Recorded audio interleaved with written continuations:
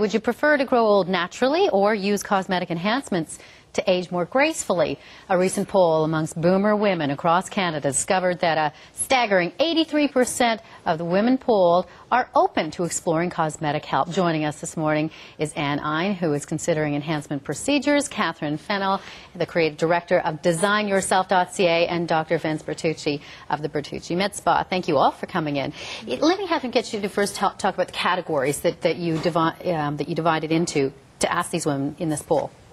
Well, we spent a lot of time polling the community, and we came up with 5 categories. The first one is the pure naturalist, if you will, someone who doesn't pursue any cosmetic enhancement at all. And then simple is best, the practical maintainer, upkeep for me, and then what we coin as the high aesthetic, someone who is very actively pursuing cosmetic enhancement. And the naturalist, and we were just speaking before it came up on camera, I mean, that's tough to find somebody who doesn't do anything. It very much is, and we had a really tough time because generally speaking, people will pursue some form of cosmetic enhancement, be it coloring your hair or using some form of anti-aging creams. So it was very difficult to find. So we, in fact, are looking at more modern day naturalists. Yes. So you weren't probably surprised, though, that the numbers are so high for somebody that, 83% to say they're open to it. That's right. It's more about the open-mindedness, and that maybe in the next 5 years, maybe in the next 10 years, I'm going to pursue something. Yeah. And what's your attitude towards any kind of enhancement, whether it's, I don't know, facelift or peel or anything like that?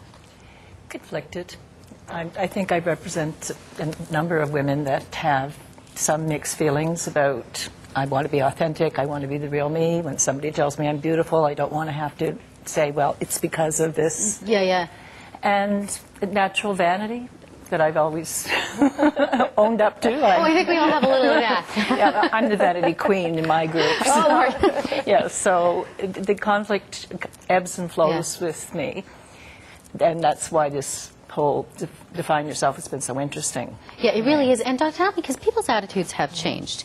I mean, and the procedures have changed. Absolutely. So when you're running at about 83% of people considering, who would you say is the bulk of your practice? And like what age group? I think it really starts at 35 and probably till the age of 50, 55. That's the majority of people that would come in. Of course, things change so that, for example, in a younger age group, they might come in for laser hair removal or breast augmentation. I don't do breast augmentation, but as they get older, it's different. It might be Botox, or it might be a filler injection, or it might be another laser treatment to try to tighten the skin, these sorts of things. So it really changes, but I think the bulk would probably be between the age of 35 to 50. And generally their attitude is, okay, great, here we go.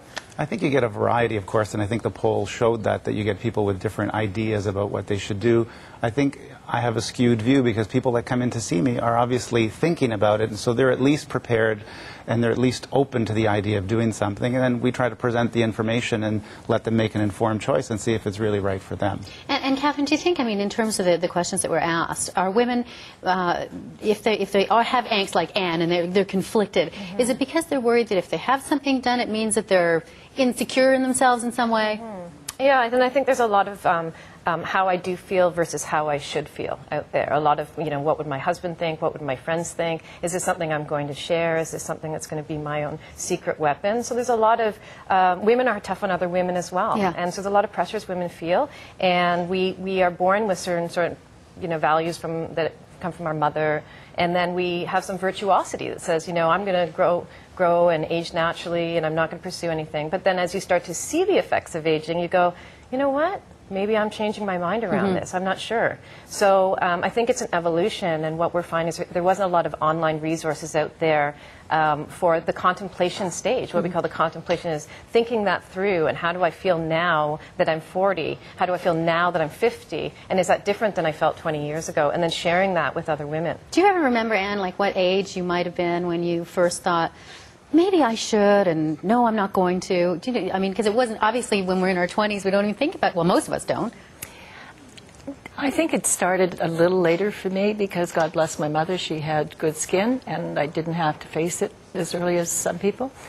But it definitely, in my early 50s, I started micromanaging my face. Micromanaging my face.